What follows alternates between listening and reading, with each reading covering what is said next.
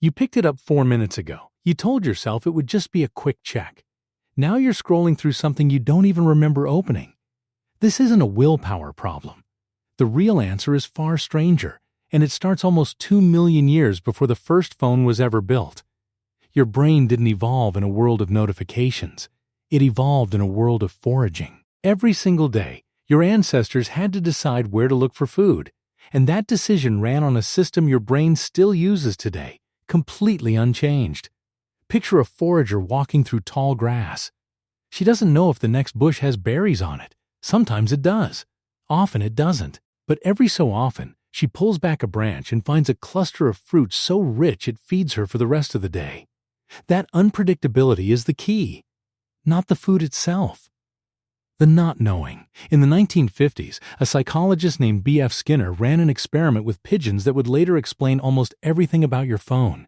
He put pigeons in a box with a lever. Press the lever, get a food pellet. Simple enough.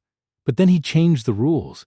Instead of a pellet every time, the pigeons got a pellet at random intervals, sometimes after 1 press, sometimes after 20. Something strange happened.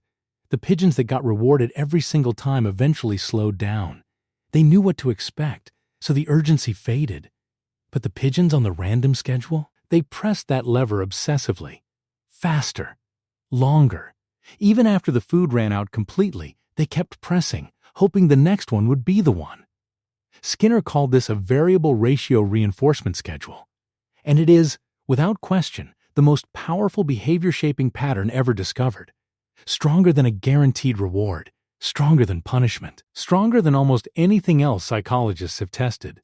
Now think about your phone. You unlock it, and most of the time, nothing important is there. A few emails. An ad. Nothing. But sometimes there's a message from someone you've been waiting to hear from.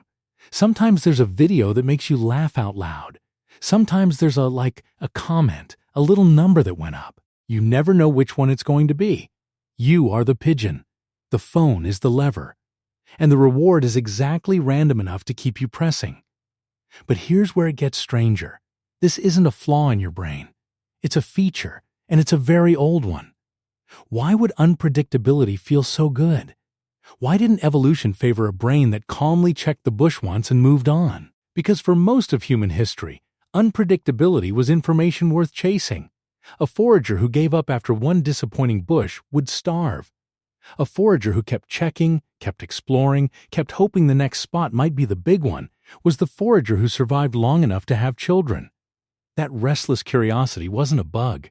It was the engine of survival. There's a chemical behind this engine, and for a long time, scientists got it slightly wrong.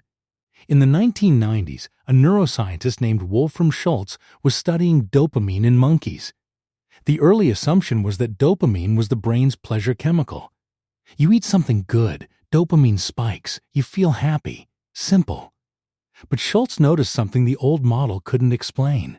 Dopamine wasn't peaking when the monkeys got the reward. It was peaking right before. The anticipation itself was the spike. And when the reward became predictable, something even more surprising happened. The dopamine response started shifting earlier and earlier until it was firing at the cue, the sound, the signal that a reward might be coming, not the reward itself. Dopamine, it turns out, isn't really about pleasure. It's about prediction, and more specifically, about the gap between what you expect and what actually happens. This is why a notification sound can make your heart rate tick up before you've even looked at your screen. Your brain isn't responding to the message. It's responding to the possibility of the message. So you have an ancient foraging instinct, wired for survival, running on a chemical system built to chase uncertainty, and someone designed a small glowing rectangle that delivers an almost perfectly randomized stream of social information directly into that system. That's not an accident, either. In 2017, a former Google design ethicist named Tristan Harris began speaking publicly about how deliberately some of these systems were built. He described how design teams studied slot machine mechanics, the same variable reward principles Skinner identified decades earlier, and applied them to the pull-to-refresh gesture, to the infinite scroll, to the small red dot that tells you something is waiting. The pull-to-refresh motion you do without thinking? It mimics the arm pull of a slot machine lever almost exactly. Same gesture. Same uncertainty, same brain chemistry. Here's the part that might be hardest to hear. Your phone isn't hijacking some weak, modern part of your brain. It's hijacking one of the oldest, most essential parts. The same system that once sent your ancestors out at dawn to check the riverbank for fish, to scan the horizon for movement, to revisit a tree that bore fruit last week just in case it bore fruit again. That system kept your species alive for nearly 200,000 years. It is not broken. It is simply pointed at the wrong target now. Think about how often you check your phone, not because you need to, but because you might be missing something. A message, a reply, a piece of news. That feeling, that small itch of what if, is the exact same itch your ancestors felt walking past a bush they hadn't checked yet. The forager who checked the bush and found nothing didn't feel like she'd wasted her time. She felt like she'd ruled something out, and the next bush might be different. You feel the same way every time you refresh a feed that has nothing new on it. Nothing lost. Maybe something next time. So what do you do with this? Knowing where the itch comes from doesn't make it disappear, but it changes what the itch means. It's not a sign that something is wrong with your attention. It's a sign that something very old in you is doing exactly what it was built to do, just in an environment it was never built for. Some researchers studying digital behavior have found that simply turning a phone screen to grayscale, removing the color cues that make notifications visually rewarding, measurably reduces how often people check it. Not because the information changes, because the reward signal gets quieter. Others have found that the loudest craving to check a phone often hits in moments of low stimulation. Waiting in line, sitting in silence, a red light. These are the moments your ancestors would have spent scanning their surroundings, alert for something, anything, to happen. Your phone simply offers the fastest something available. Tonight, you'll probably pick up your phone again without deciding to. Maybe during a commercial break.